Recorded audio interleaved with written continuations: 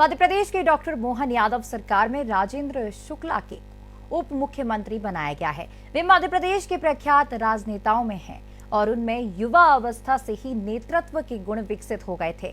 खास बात यह है कि उनका विंध्य और बुंदेलखंड में ब्राह्मणों में अच्छा प्रभाव है। इस पर पूरे इलाके पर 14% ब्राह्मणों से मत है। अकेले रीवा लोकसभा सीट पर 4 लाख ब्राह्मण मतदाता हैं। पढ़े लिखे और युवा ब्राह्मण नेता होने के कारण भाजपा उनका उपयोग पूरे प्रदेश में कर रही है। मंत्री के रूप में भी उन्होंने शिवराज सिंह चौहान की सरकार में बहुत अच्छा काम किया है।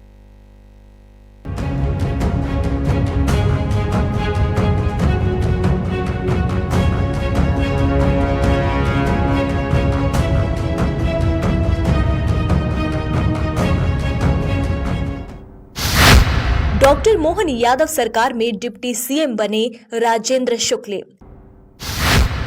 युवा अवस्था से ही राजनीति में निपुण रहे हैं राजेंद्र शुक्ला। इंजीनियरिंग कॉलेज में छात्र संघ के अध्यक्ष बने। साल 2003 में पहली बार रीवा से विधायक चुने गए राजेंद्र शुक्ला। राजेंद्र शुक्ला का विंध्य और बुंदेलखंड के ब्राह्मणों में अच्छा प्रभाव। शिवराज सरकार में कई मंत्रालय संभाल चुके हैं राजेंद्र शुक्ला। राजेंद्र शुक्ला की छवि कुशल प्रशासक और सुचितापूर्ण राजनीतिज्ञ की है। रीवा में जन्म लेने वाले राजेंद्र शुक्ला अपने राजनीतिक व्यक्तित्व और कृतित्व से पहचाने जाते हैं। वहीं वे उच्च शिक्षित भी है। उनके पिता भैयालाल शुक्ला एक ठेकेदार और सामाजिक कार्यकर्ता थे।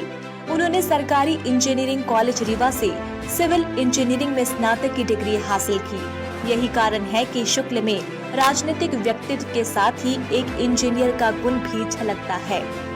आज हमारे विंध्यवासियों एवं रीवा वासियों के लिए बड़ा सौभाग्य की बात है कि हमारे रीवा से मंत्री तो कई बार बनते थे और इस बार उप मुख्यमंत्री बने हैं। हम इनको मान के चल रहे हैं कि हमारे ये मुख्यमंत्री ही बने हुए हैं और रीवा के जो विकास की धारा बह रही है उसको हम ये मान के चल रहे हैं कि अब हमारे मध्य प्रदेश में रीवा की आवाज़ और तेज गति से बुलंद होगी और कोई भी रीवा की कोई भी विकास की योजनाएं होंगी उसको बड़े ढंग से उसको हमारे माननीय उप मुख्यमंत्री राजेंद्र शुक्ला जी उसको और क्रियान्वित करेंगे और उसको आगे ले जाएंगे।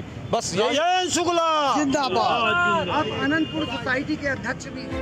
राजनीति के समझ और गुण उनमें युवा अवस्था से ही थे और यही कारण रहा कि 1986 में ही इंजीनियरिंग कॉलेज में छात्र संघ के अध्यक्ष बन गए। उन्होंने साल 1998 के विधानसभा चुनाव में चुनाव लड़कर राजनीति में अपनी जगह बनाई। हालांकि वे चुनाव में सफलता प्राप्त नहीं कर सके, लेकिन साल 2003 में पहली बार विधानसभा के लिए चुने गए। जिम्मेदारी मिलती है मैं हमेशा शारदा माई के धाम में जाता हूँ, उनके चरणों में अपना सिर नवा के फिर अपने काम की शुरुआत करता हूँ। उसी कड़ी में आज मैं फिर से गया था। उनसे यही प्रार्थना की है कि इतनी हमें बुद्धि और शक्ति दें कि जनता की जो अपेक्षाएँ हैं हमारे मध्य प्रदेश को हिंदुस्तान का सबसे बेहतर राज्य बनाना और हमारे विंध्य क्षेत्र को हिंदुस्तान का सबसे समृद्धशाली इलाका बनाना, ये जो बड़ा काम है ये हमारे प्रयास भर से नहीं होगा, ये आपकी कृपा से ही होगा। शुक्ल वर्ष 2003 में 12वीं विधानसभा के सदस्य निर्वाचित हुए और राज्य मंत्री आवास एवं पर्यावरण रहे। वे वर्ष 2008 में 13वीं विधानसभा के सदस्य निर्वाचित हुए और राज्य मंत्री स्वतंत्र प्रभार वन, जैव विविधता और जैव प्रौद्योगिकी, खनिज साधन, विधि और विधायी कार्य और ऊर्जा मंत्री रहे। उन्हें 14 सितंबर 2012 को मंत्री ऊर्जा खनिज साधन बनाया गया। शुक्ल वर्ष 2013 में 14वीं विधानसभा के सदस्य निर्वाचित हुए और उन्हें मंत्री ऊर्जा, नवीन एवं नवीनीकरण ऊर्जा, खनिज साधन, जनसंपर्क, वाणिज्य, उद्योग और रोजगार, प्रवासी भारतीय विभाग का मंत्री बनाया गया। राजेंद्र शुक्ला वर्ष 2018 में चौथी बार विधानसभा सदस्य निर्वाचित हुए। शुक्ला ने 26 अगस्त 2023 को शिवराज सिंह चौहान के मंत्रिमंडल में कैबिनेट मंत्री के पद की शपथ ग्रहण की। मंत्री के रूप में उनकी छवि कुशल प्रशासक और सुचितापूर्ण राजनीतिक की ही रही है।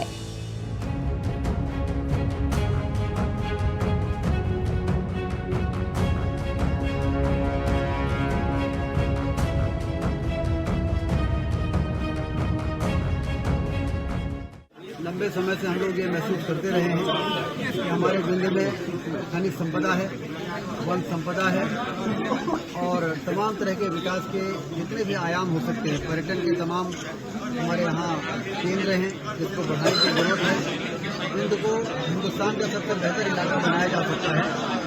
इस दिशा में भारतीय जनता पार्टी की सरकार ने काफ़ी सफर तय भी कर लिया है। जो बचा हुआ काम है क्योंकि केंद्रीय नेतृत्व ने विंध क्षेत्र को का सम्मान किया है। विंध के क्षेत्र की जनता का ये सम्मान है कि मुझे कोई पद मिल गया है, ये महत्वपूर्ण नहीं है। विंध क्षेत्र के द्वारा जो भारतीय जनता पार्टी को बहुमत मिला है उसका ये सम्मान है और हम सब मिलके और अपने विंध को हिंदुस्तान का सबसे बेहतर इलाका बनाएंगे। इसके लिए चाहे रेल लाइन हो, चाहे हाईवे के काम को पूरा करना हो, चाहे उद्योग यहाँ पर लाने हो, चाहे पर्यटन के लिए तमाम प्रयास करने हो, सभी के। विधानसभा चुनाव के बाद जीते विधायक और मंत्रियों में अब भोपाल में बंगलों को लेकर होड़ सी लगी हुई है, लेकिन प्रदेश के उप मुख्यमंत्री राजेंद्र शुक्ल को नए बंगले की कोई फिक्र नहीं है।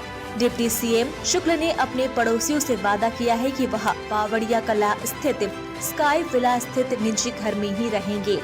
इस बंगले में गृह प्रवेश के बाद उन्हें पिछली सरकार में 2 महीने के लिए मंत्री बनने का मौका मिला और अब वह प्रदेश के डिप्टी सीएम हैं। नया घर राजेंद्र शुक्ल के लिए शुभ साबित हो सकता है। Editor in chief Suresh Patel की खास रिपोर्ट।